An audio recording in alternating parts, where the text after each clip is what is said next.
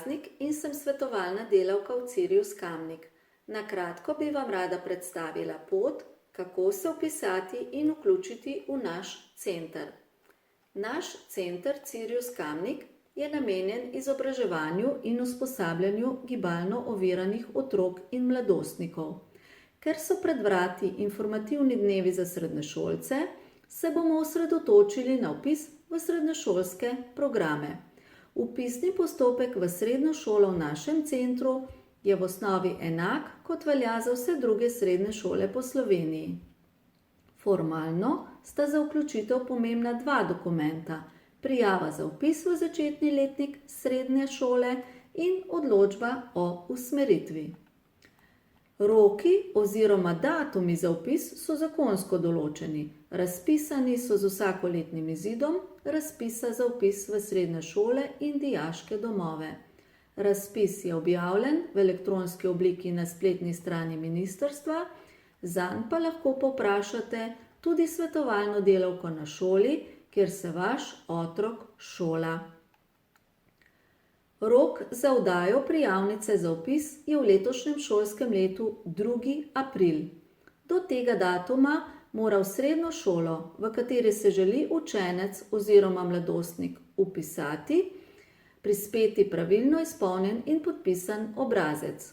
Možne pa so tudi izjeme pri vpisu in odstopanja od navedenega roka.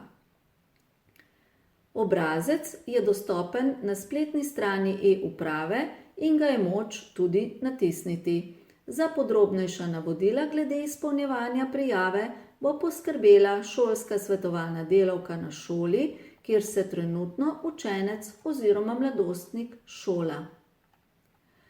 Sirius Kamnik je kompleksna ustanova, ki poleg izobraževanja in vzgojne dejavnosti nudi tudi program zdravstvenih storitev.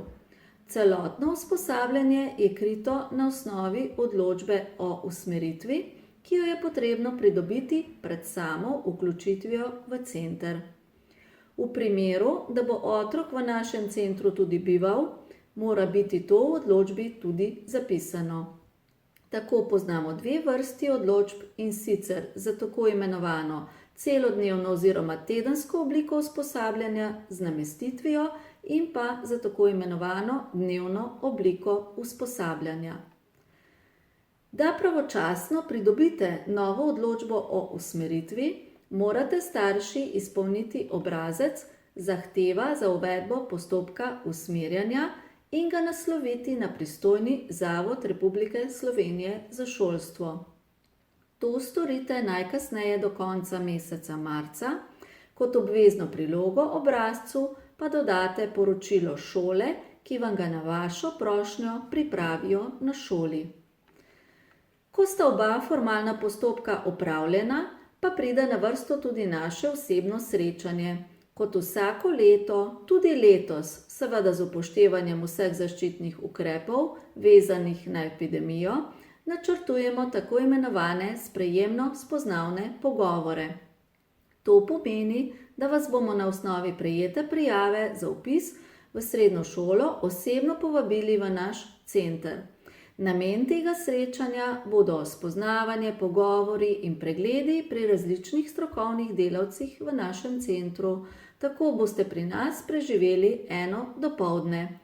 Naš skupni cilj bo, da se pogovorimo o vaših željah, pričakovanjih, dilemah ter o naših možnostih za čim uspešnejše usposabljanje vašega otroka. Želimo si namreč skupnega sodelovanja in sooblikovanja programa usposabljanja vašega otroka v našem centru v zadovoljstvo vseh deležnikov v tem procesu.